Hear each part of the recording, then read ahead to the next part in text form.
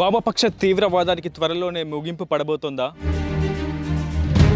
మధ్య భారతంలో జరుగుతున్న మారణ హోమం పతాక స్థాయికి చేరుకుందా? 2026 మార్చి తర్వాత మావోయిస్టులు కనిపించరా? ఎర్రని రంగు పులుముకుంటున్న పచ్చటి అడవుల్లో శాంతి స్థాపన సాధ్యమేనా? నిశ్శబ్దంగా ఉండే కీకారణ్యం నిత్యం నెత్తురొడుతోంది. మధ్య భారత్లోని దండకారణ్యం మరణ మృదంగంలా మోగుతోంది. బూట్ల చప్పుళ్ళు, తుపాకీ పేలుళ్లతో అడవి అనునిత్యం నెత్తురొడుతోంది. తుపాకీ అంచున సమసమాజ స్థాపన సాగిస్తామని మావోయిస్టులు శాంతి భద్రతల పేరిట భద్రతా బలగాలు కొనసాగిస్తున్న ఆధునిక ఆటవిక యుద్ధం ప్రస్తుతం పతాక స్థాయికి చేరింది. వామపక్ష తీవ్రవాదాన్ని అణిచివేస్తామని కేంద్రం ప్రకటించిన డెడ్లైన్ సమీపించింది. మరింతకీ దండకరణలో ఏం జరుగుతోంది? Let's see. దేశ అంతర్గత భద్రతకు మావోయిస్టులు పెనుముప్పుగా మారారని భావిస్తోంది భారత ప్రభుత్వం. వామపక్ష తీవ్రవాదాన్ని అణిచివేయడమే ఇందుకు ప్రధాన మార్గమని కూడా భావిస్తోంది. అందులో భాగంగానే operation Kagar, operation green hunt, operation Prahar, operation సమాధానం వంటివి పుట్టుకొచ్చాయి. పేరేదైనా ఈ ఆపరేషన్ల సారాంశం, టార్గెట్ మాత్రం ఒకటే: మావోయిజాన్ని మట్టుబెట్టడమే. అందుకోసమే భద్రతా బలగాలు అవిశ్రాంతంగా పనిచేస్తున్నాయి.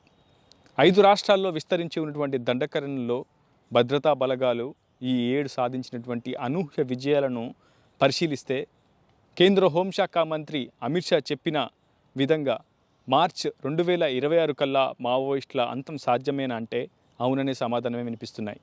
ఇంతకీ ఆ గణాంకాలు చూస్తే మీకు కూడా మతిపోవాల్సిందే. గత ఏడాది భద్రతా బలగాలు కేవలం బస్తర్ రేంజ్ పరిధిలో జరిపినటువంటి ఆపరేషన్స్లో 25 మంది జవాన్లు మృత్యువాత పడి 20 మంది మావోయిస్టులను మాత్రమే మట్టుబెట్టగలిగారు.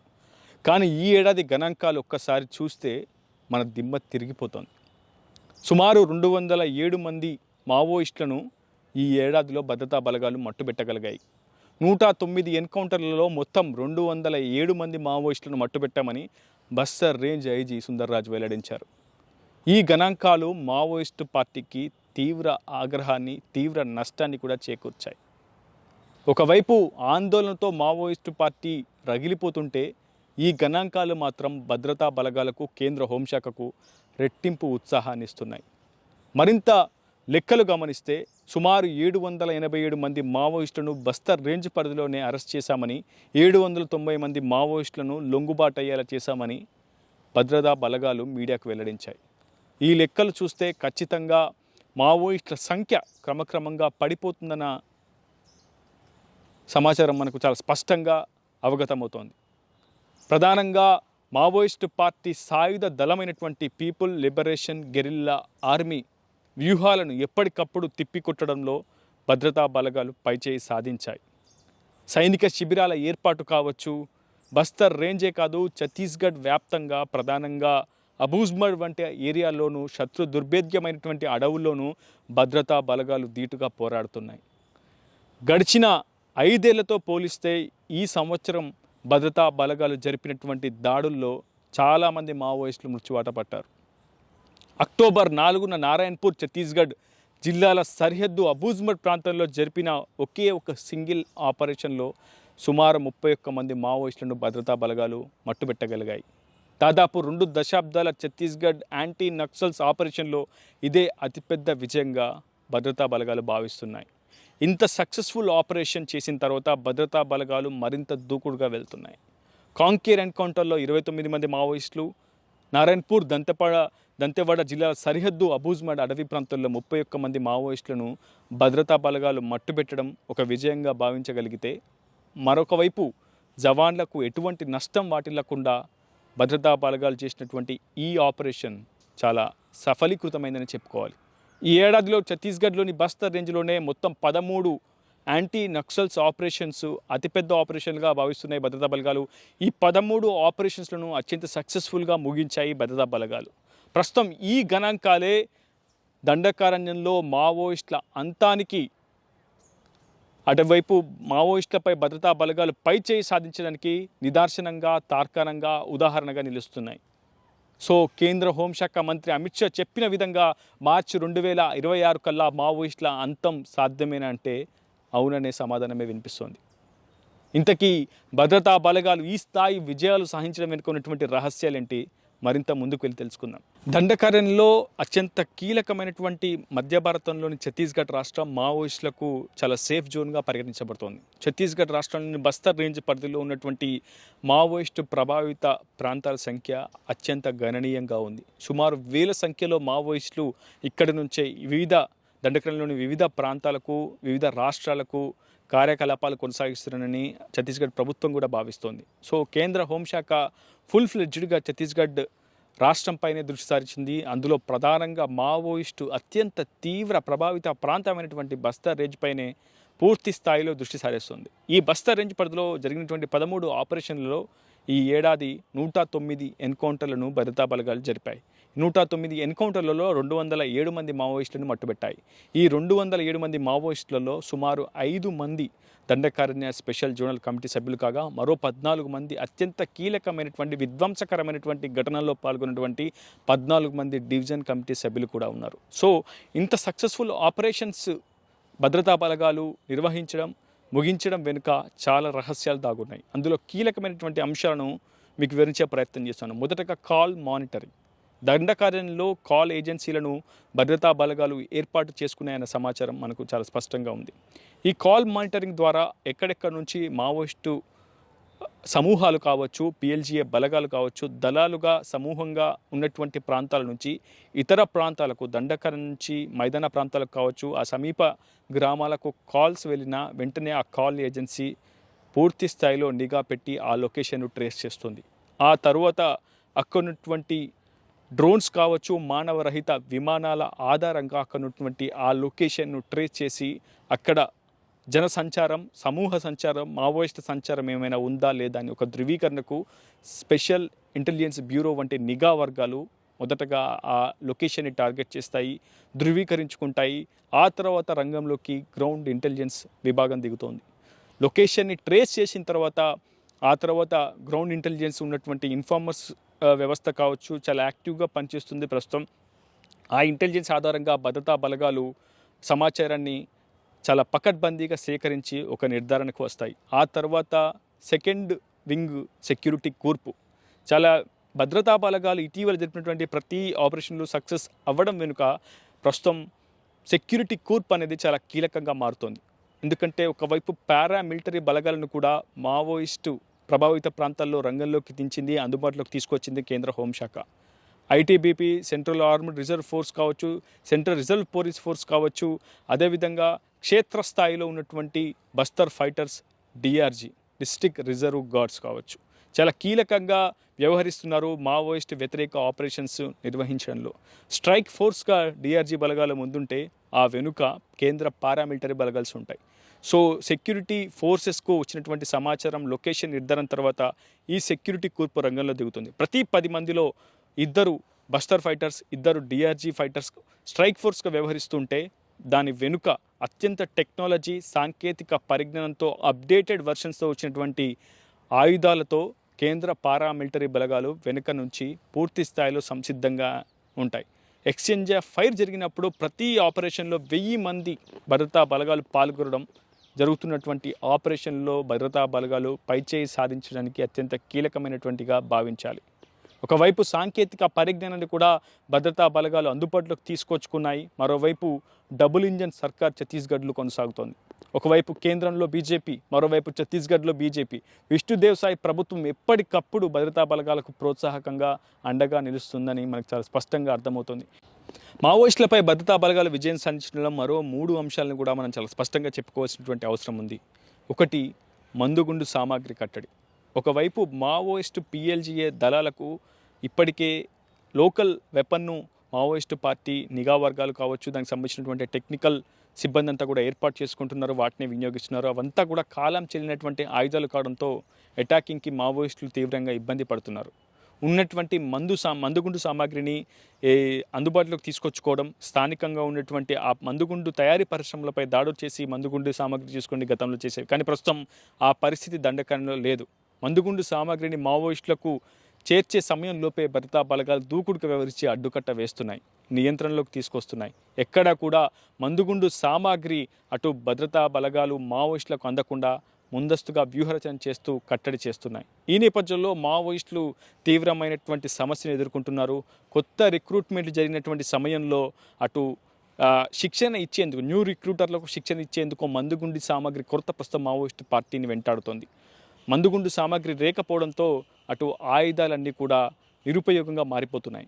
న్యూ రిక్రూటర్లకు శిక్షణ ఇచ్చేందుకు కేవలం 2 రౌండ్లు మాత్రమే కాల్పులు జరిపి న్యూ రిక్రూటర్లకు శిక్షణ ఇవ్వాల్సినటువంటి ఒక దుర్భర పరిస్థితి ప్రస్తుతం మావోయిస్టులు ఎదుర్కొంటున్నారు. ఇది ఒక అతిపెద్ద సమస్యగా మావోయిస్టులు ఎదుర్కొంటున్నటువంటి అతిపెద్ద సమస్యగా మనం భావించాల్సి ఉంటుంది. మరోవైపు భద్రతా బలగాలు సాధించినటువంటి మరో గొప్ప విజయంగా కూడా భావించాల్సి ఉంటుంది. మరోవైపు నగదు లావాదేవీలపై కూడా భద్రతా బలగాలు దృష్టి సారించాయి. స్థానికంగా ఉండేటువంటి అభివృద్ధి కార్యక్రమాల్లో, అదేవిధంగా కన్స్ట్రక్షన్కి సంబంధించినటువంటి అంశంలో కాంట్రాక్టర్లకు, అదేవిధంగా అటు అటవీ ఉత్పత్తులకు సంబంధించినటువంటి కాంట్రాక్టర్లతో ఎప్పటికప్పుడు మావోయిస్టులు సంబంధాలు నిలుపుతుంటారు, బెదిరింపులకు గురి చేస్తుంటారు, వారి నుంచి చాలా పెద్ద మొత్తంలో నగదును కూడా లూటి చేస్తుంటారు. అటువంటి కార్యక్రమాలకు కూడా భద్రతా బలగాలు అడ్డుకట్ట వేయడం ప్రస్తుతం భద్రతా బలగాలు సాధించినటువంటి మరో అతిపెద్ద గొప్ప విజయంగా చెప్పుకోవాలి. ఇకపోతే చివరిగా భద్రతా బలగాలు సాధించినటువంటి అతి గొప్ప విజయం శత్రు దుర్భేద్యమైనటువంటి అడవి అయినటువంటి అబూజ్మడ్లో కూడా 9 సైనిక శిబిరాలను ఏర్పాటు చేసుకోగలిగింది.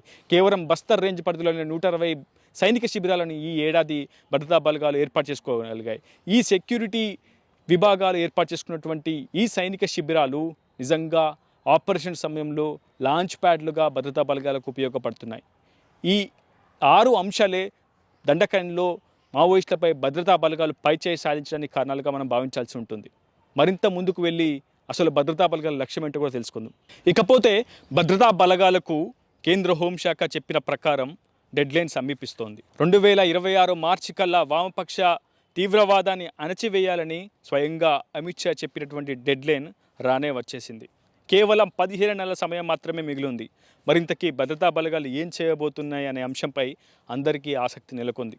మావోయిస్టు పార్టీ కదలికలను ఎప్పటికప్పుడు తెలుసుకునేందుకు ఇప్పటికే గ్రౌండ్ ఇంటెలిజెన్స్ను పెంపొందించుకున్నటువంటి భద్రతా బలగాలు అనునిత్యం దండకారణ్యంలో సర్చింగ్, కోంబింగ్ ఆపరేషన్స్ నిర్వహిస్తూనే ఒక 2 కీలకమైనటువంటి ఆపరేషన్లకు వ్యూహం సిద్ధం చేసుకుంటుంది భద్రతా బలగాలు. ఒకటి ఆపరేషన్ అబూజ్ముడ్, 2 PLGA బెటాలియన్ నెంబర్ 1. ఈ 2 ఆపరేషన్లను సక్సెస్ఫుల్గా ముగించగలిగితే భద్రతా బలగాలు దండకారణ్యం వ్యాప్తంగా నిజంగా పైచేయి సాధిస్తారని చెప్పుకోవాలి. ఇక్కడ మనం చర్చించాల్సినటువంటి 2 అంశాలు, ఒకటి operation Abujhmarh, 2 operation battalion number 1. Operation Abujhmarh అంటే ఛత్తీస్గఢ్లోని ప్రధానంగా నారాయణపూర్, బిజాపూర్ సరిహద్దు జిల్లాల్లో విస్తృతంగా వ్యాపించినటువంటి ఒక అడవి ప్రాంతం. అబూజ్మడ్ అంటేనే అసలు తెలియని అడవి అని కూడా అర్థం. అంటే అన్నోన్ ఫారెస్ట్ హిల్స్ అనుకోవచ్చు. అక్కడ ఇప్పటి వరకు కూడా భారత ప్రభుత్వం ఎటువంటి సర్వే కూడా చేయలేదు.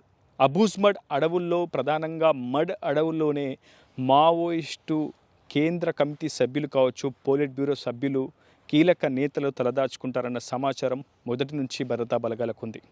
Nambala Keshava Rao CPI party Maoist party ప్రధాన కార్యదర్శి, ఉప్పాళ్ళ లక్ష్మణరావు అలియాస్ గణపతి వంటి కీలకమైన నేతలంతా కూడా అబూజ్మడ్ అడవుల్లోనే ఉన్నారు, తలదాచుకున్నారనే సమాచారం భద్రతా బలగాలకు ఎప్పటి నుంచో ఉంది. కానీ శత్రు దుర్భేద్యమైనటువంటి అబూజ్మడ్ను ఛేదించేందుకు ఎంతో కాలంగా అవిశ్రాంతంగా భద్రతా బలగాలు శ్రమిస్తున్నప్పటికీ ఇప్పటి వరకు అక్కడ పైచేయి సాధించలేకపోయాయి. కానీ ఈ ఏడాది అక్టోబర్ 4న నారాయణపూర్, దంతెవాడ జిల్లాల సరిహద్దు ప్రాంతంలో అటు భద్రతా బలగాలు జరిపినటువంటి కాల్పుల్లో సుమారు 31 మంది మావోయిస్టులను భద్రతా బలగాలు మట్టుబెట్టగలిగాయి. ఇది అతిపెద్ద విజయంగా భద్రతా బలగాలు కూడా భావిస్తున్నాయి.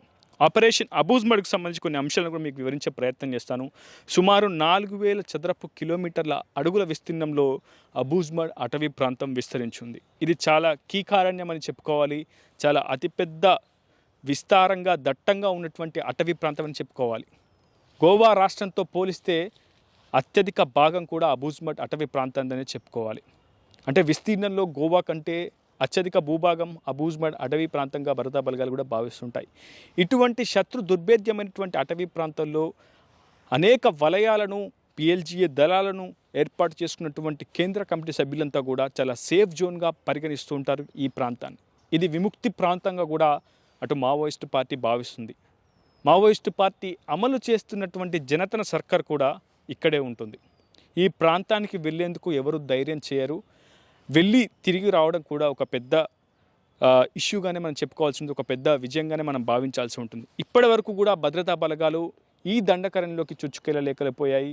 ఆ శత్రు దుర్భేద్యమైనటువంటి అటవీ ప్రాంతంలోకి కనీసం ప్రవేశించలేకపోయాయి. కానీ ప్రస్తుతం భద్రతా బలగాలు ఒక్కొక్క సైనిక శిబిరాన్ని ఏర్పాటు చేసుకుంటూ అబూజ్మడ్ను ఛేదించేందుకు అవిశ్రాంతంగా శ్రమిస్తున్నారు.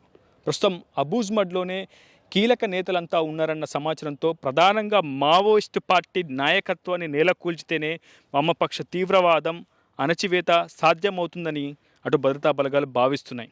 అందులో భాగంగానే టాప్ లీడర్స్ అంటూ కూడా భద్రతా బలగాలు ఒక అతిపెద్ద ఆపరేషన్కు వ్యూహాత్మక రచన అయితే చేస్తుందని చెప్పుకోవాలి. అందులో భాగంగా ₹1 కోటి పైగా రివార్డు ఉన్నటువంటి నంబాల కేశవరావు, ముప్పాల గణపతి వంటి టాప్ లీడర్స్ను మట్టుబెట్టాలని భద్రతా బలగాలు భావిస్తున్నాయి. సెకండ్ అతిపెద్ద ఆపరేషన్కు భద్రతా బలగాలు మరొక వ్యూహరచన చేస్తున్నాయి. అదే PLGA battalion number 1. CPI Maoist పార్టీకి సాయుధ దళ కర్మాగారం, సాయుధ దళ ఆర్మీగా కొనసాగుతున్నటువంటి people liberation guerrilla army battalion number 1 అనేది మావోయిస్టు పార్టీకి ఉన్నటువంటి సాయుధ దళాల్లో అత్యంత మెరుగైనటువంటి అత్యంత ప్రశంసనీయత పొందినటువంటి ఒక అత్యుత్తమ ఆయుధ దళంగా, అత్యుత్తమ యోధులుగా భావించే PLGA బెటాలియన్ నెంబర్ 1ను మట్టుబెట్టాలని భద్రతా బలగాలు ఒక సెకండ్ ఆపరేషన్ నిర్వహించబోతున్నాయి. దీనికి నాయకత్వం వహించింది మడ్వి హిడ్మా. PLGA బెటాలియన్ నెంబర్ 1 బెటాలియన్లో మొత్తం 600 మందికి పైగా సభ్యులు ఉంటారు. వీళ్ళంతా కూడా అత్యాధునికమైనటువంటి ఆయుధ మిషనరీని లూటీ చేసి తద్వారా భద్రతా బలగాలపై కాల్పులు జరుపుతూ ఉంటారు. ఈ టీంకంతా కూడా మడ్వి హిడ్మానే నాయకత్వం వహిస్తుంటాడు. మడ్వి హిడ్మానే ప్రస్తుతం మావోయిస్టులకు సంబంధించినటువంటి మోస్ట్ వాంటెడ్ మావోయిస్ట్గా ప్రస్తుతం భద్రతా బలగాలు భావిస్తున్నాయి. NIA కూడా ఆయనపై గాలింపు చర్యలు కూడా చేపట్టాయి. అతని గురించి ఆరా తీస్తున్నాయి. ఇప్పటి వరకు మడ్వి హిడ్మా ఎక్కడ ఉన్నాడు, అతను ఏ విధంగా ఉంటాడనే ఒక క్లారిటీ కూడా భద్రతా బలగాలకు లేదు. నిజంగా మడ్వి హిడ్మా అనేది ఒక పేరా, ఒక బ్రాండా అన్నట్టుగా మావోయిస్టు పార్టీలో ప్రధానంగా మడ్వి హిడ్మా గురించి భద్రతా బలగాలు కూడా చాలా పెద్ద ఎత్తున చర్చ జరుగుతుంది. అటువంటి మడ్వి హిడ్మాను పట్టుకోవాలని, అతన్ని నేతృత్వంలో ఉన్నటువంటి PLGA బెటాలియన్ నెంబర్ 1ను పూర్తిగా మట్టుబెట్టాలని భద్రతా బలగాలు ఒక అతిపెద్ద ఆపరేషన్ను నిర్వహించబోతున్నాయి. ఇప్పటికే PLGA బెటాలియన్ నెంబర్ 1 సభ్యుల సంఖ్య 600 నుంచి 300 వరకు తగ్గిందని మనకు సమాచారం అందుతోంది. బలహీన పడుతున్నటువంటి PLGA బెటాలియన్ నెంబర్ 1 ఎదుర్కోవడం అంతే అంత ఆషామాషి కాదు. మడ్వి హిడ్మా అంబుష్లు పనడంలో, అదేవిధంగా అటు ట్రాప్ చేసి భద్రతా బలగాలను మట్టుబెట్టడంలో సిద్ధహస్తుడు. గతంలో జరిగినటువంటి అంబుష్లో మడ్వి హిడ్మా పడినటువంటి పన్నాగం కుట్రలో దాదాపు 20 మందికి పైగా జవాన్లు కూడా బలయ్యారు. సో మడ్వి హిడ్మాను అత్యంత విధ్వంసకరమైనటువంటి వ్యక్తిగా భద్రతా బలగాలు భావిస్తున్నాయి. అతన్ని మట్టుబెట్టడం, PLGA బెటాలియన్ నెంబర్ 1ని పూర్తిగా స్క్వాష్ చేయడం, వాషౌట్ చేయడమే అతిపెద్ద విజయంగా భద్రతా బలగాలు కూడా భావిస్తున్నాయి. ఆ విజయాన్ని, ఆ లక్ష్యాన్ని చేరుకునేందుకు కూడా ఇప్పటికొక పెద్ద సీక్రెట్ ఆపరేషన్ భద్రతా బలగాలు చేపట్టబోతున్నాయన్న సమాచారం అయితే మనకు అందుతోంది. బస్తర్ నుంచి కేంద్ర కమిటీలో స్థానం దక్కించుకున్నటువంటి ఒకే ఒక నేత కూడా మడ్వి హిడ్మా గురించి మనం చెప్పుకోవాల్సి ఉంటుంది. మడ్వి హిడ్మా బస్తర్ నుంచి, క్షేత్రస్థాయి నుంచి, కేవలం ఒక సభ్యుడి నుంచి దాదాపు ప్రస్తుతం పోలిట్ బ్యూరో కావచ్చు, ఆ తర్వాత ఉన్నటువంటి కేంద్ర కమిటీలో మొత్తం 18 మంది సభ్యులుంటే 18వ సభ్యుడిగా మడ్వి హిడ్మా కూడా ఉన్నారన్న ఒక ప్రచారం ప్రస్తుతం మావోయిస్టు పార్టీకి సంబంధించినటువంటి సానుభూతి పనులు కూడా చేస్తూ ఉన్నారు. దానికి సంబంధించి ఒక పెద్ద ఎత్తున చర్చ కూడా జరుగుతుంది. ఇటువంటి మడ్వి హిడ్మాను అంతం చేయడమే అతిపెద్ద సక్సెస్ఫుల్ ఆపరేషన్గా అటు భద్రతా బలగాలు భావిస్తున్నాయి. సో మడ్వి హిడ్మాను టార్గెట్ చేయడం, PLGA బెటాలియన్ నెంబర్ 1ను కూడా కూల్చడం అక్కడ ఉన్నటువంటి భద్రతా బలగాలకు ఒక అతిపెద్ద సవాల్గా మారింది. బెటాలియన్ నెంబర్ 1 తర్వాత బెటాలియన్ నెంబర్ 6 దండకరణలో చాలా యాక్టివ్ రోల్ పోషిస్తుంది. వీళ్ళని అత్యుత్తమ ఆయుధ యోధులుగా కూడా మావోయిస్టు పార్టీ పరిగణిస్తుంటుంది. ఈ అంబుష్లు పనడం కావచ్చు, చాలా ప్లాన్డ్గా ట్రాజెటిక్ ఆపరేషన్స్ చేయడంలో వీరంతా సిద్ధహస్తులు. ఆధునిక ఆయుధాలు కూడా వీరి దగ్గర ఉన్నాయన్న సమాచారం ప్రస్తుతం భద్రతా బలగాలకు ఉంది. ఏదేమైనప్పటికీ operation Abujhmarh, operation battalion number 1 ఈ 2 ఆపరేషన్లు భద్రతా బలగాలు ఈ 17 నెలల్లో విజయవంతంగా ముగించగలిగితే నిజంగా మావోయిస్టుల అంతం సాధ్యమేనని మనకు కూడా అవగతమవుతోంది. అసలు దండకారణ్యంలో ఇప్పటి వరకు ఎంతమంది మావోయిస్టులు మృతి చెందారు, ఎంతమంది జవాన్లు మృతి చెందారు, ఎంతమంది కామన్ సిటిజన్స్ మృతి చెందారు, ఆ లెక్కలు కూడా మీకు వివరించే ప్రయత్నం చేస్తాను. భారత్ ఇతర దేశాలతో చేసిన యుద్ధంలో మరణించిన జవాన్ల సంఖ్య కంటే కూడా అంతర్గత శక్తులతో వామపక్ష తీవ్రవాదంతో అటు భద్రతా బలగాలు జరిపినటువంటి కాల్పులో మరణించిన జవాన్ల సంఖ్య ఎక్కువ ఉంటుందంటే అతిశయోక్తి కాదు. గడిచిన 24 ఏళ్లలో కేవలం ఛత్తీస్గఢ్ రాష్ట్రం నుండి బస్తర్ రేంజ్లోనే 1300కు పైగా జవాన్లు మృత్యువాత పడ్డారు. నిజంగా ఇది విస్తుపోయే అంశమనే చెప్పుకోవాలి. మరోవైపు 1288 మంది మావోయిస్టులను కూడా భద్రతా బలగాలు మట్టుబెట్టగలిగాయి. కానీ ఇక్కడ విచిత్రం ఏంటంటే మావోయిస్టులు భద్రతా బలగాలు జవాన్ల కంటే కూడా అక్కడ ఉన్నటువంటి స్థానిక యువత, కామన్ సిటిజన్స్, అక్కడ ఉన్నటువంటి పౌరులు దాదాపు 1700 మందికి పైగా మృత్యువాత పడ్డారు. మావోయిస్టులు జవాన్ల మృత్యువాతతో పోలిస్తే ఇది అతిపెద్ద సంఖ్యగా మనం పరిగణించాల్సి ఉంటుంది. సో అక్కడ ఉన్నటువంటి పరిస్థితుల కారణం చేత మావోయిస్టులకు భద్రతా బలగాలకు మధ్య పరస్పరం జరుగుతున్నటువంటి భీకర కాల్పుల మధ్య అక్కడ ఉన్నటువంటి స్థానిక ఆటవిక సమాజం అంతా కూడా, ఆదివాసీ సమాజం అంతా కూడా భీతిల్లుతోంది, భయాందోళన చెందుతోంది. ఈ ఆధునిక ఆటవిక యుద్ధానికి ముగింపు పలకాలని అక్కడ ఉన్నటువంటి ఆటవిక సమాజం అంతా కూడా, ఆదివాసీ సమాజం అంతా కూడా కోరుకుంటుంది. ఇప్పటికే ప్రజా సంఘాలు, పౌర హక్కులు నేతలు కూడా గొంతెత్తి అరిచినప్పటికీ వాళ్ళ అరుపులు ఎవరికీ వినిపించని పరిస్థితి. ఖచ్చితంగా వామపక్ష తీవ్రవాదాన్ని అణచివేయడం ద్వారానే పూర్తిగా అంతర్గత శక్తులను మట్టుబెట్టవచ్చని భావిస్తున్న భారత ప్రభుత్వం ఎక్కడ కూడా వెనక్కి తగ్గట్లేదు. కేంద్ర బలగాలు, పారామిలిటరీ బలగాలతో మరింత దూకుడుగానే వ్యవహరిస్తోంది. కానీ ఈ ఏడాదిలోనే దాదాపు 207 మంది మావోయిస్టులని భద్రతా బలగాలు మట్టుబెట్టగలిగాయి అంటే నిజంగా ఆ లెక్కలు వింటేనే మతిపోతున్నటువంటి సిచ్యువేషన్. ఏదేమైనా దండకర్ణలో జరుగుతున్నటువంటి సిచ్యువేషన్ని మీకు మినిట్ టు మినిట్ ఎక్స్ప్లెయిన్ చేసే ప్రయత్నం చేశాను. ప్రస్తుత పరిస్థితి ఏంటి, జరిగే 15 నెలల్లో, రాబోయే 15 నెలల్లో ఏం జరగబోతుంది దండకర్ణలో అనే అంశంపై కూడా మీకు క్లియర్ కట్గా ఆర్టీవీ ఎక్స్ప్లెయిన్ చేసింది. ప్రాణాలకు తెగించి ఆర్టీవీ బృందం దండకర్ణకి చేరుకొని మీకు ప్రతి ఒక్క సమాచారాన్ని అందించేది. ఒకవైపు అక్కడ జరుగుతున్నటువంటి మారణ హోమంని ముగింపు పలకాలని కూడా ఆధునిక సమాజం అంతా కూడా 1000 కళ్ళతో కోరుకుంటోంది. ఇది వీడియో హైదరాబాద్తో రిపోర్టర్ ఉదయ్, ఆర్టీవీ దండకరణి నుంచి. మరిన్ని వీడియోస్ కోసం ఛానల్ ని సబ్స్క్రైబ్ చేయండి. లేటెస్ట్ అప్డేట్స్ కోసం వాట్సాప్ ఛానల్ ని ఫాలో అవ్వండి. ఆ లింక్ డిస్క్రిప్షన్ లో ఉంది.